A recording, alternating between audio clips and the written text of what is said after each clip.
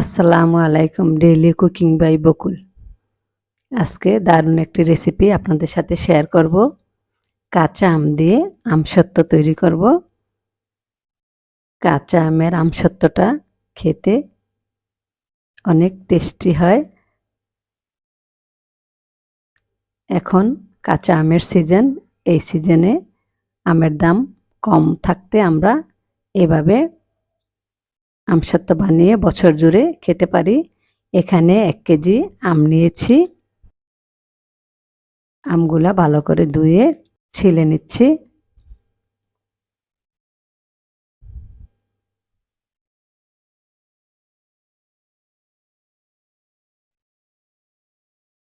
ছিলে ছোট ছোট করে কেটে নিব। আমটা বেশি কচিও না, বেশি বাত্তিও হয়নি।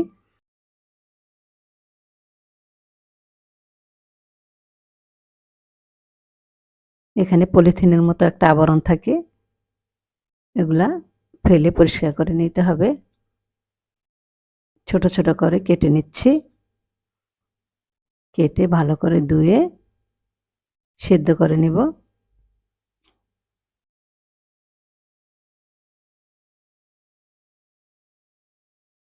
সিদ্ধ করে ঠান্ডা করে নিয়েছি।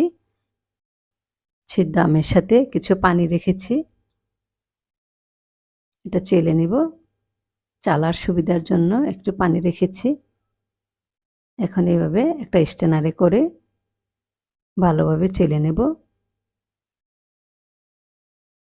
তাহলে আমসত্ত্বটা দেখতে স্বচ্ছ লাগবে। চুলায় একটি প্যান বসিয়েছি। কাঁচা আমের পিউরি দিয়ে দিলাম। দিয়ে মিডিয়াম আঁচে জাল করে নিচ্ছি। স্বাদ মতো লবণ দিয়ে দিলাম। এখন দিয়ে দিব 1/2 কাপ চিনি। আপনারা চাইলে মিষ্টিটা আপনাদের পছন্দ মতো কমিয়ে বাড়িয়ে দিতে পারেন।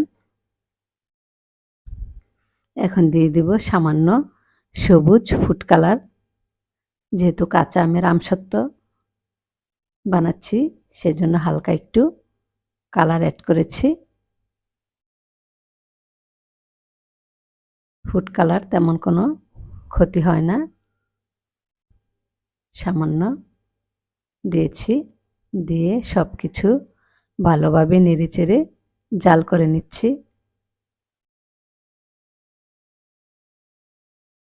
কিছুটা ঘন হয়ে আসার পর দিয়ে দিলাম 2 চা চামচ চিলি ফ্লেক্স।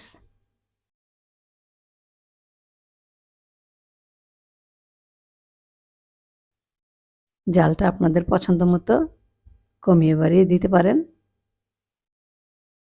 দিয়ে আবারও নেড়েচেড়ে সব কিছু ভালোভাবে সবকিছু মিশিয়ে নিচ্ছি। দেখুন পিউরিটা ঘন হয়ে আসছে। এখন চুলার আঁচ কমিয়ে দিয়ে ঘন ঘন নেড়ে নিব। একটা প্লেটে সামান্য সরিষার তেল মেখে নিচ্ছি। পিউরিটা হালকা গরম অবস্থায় প্লেটে দিয়ে দিব।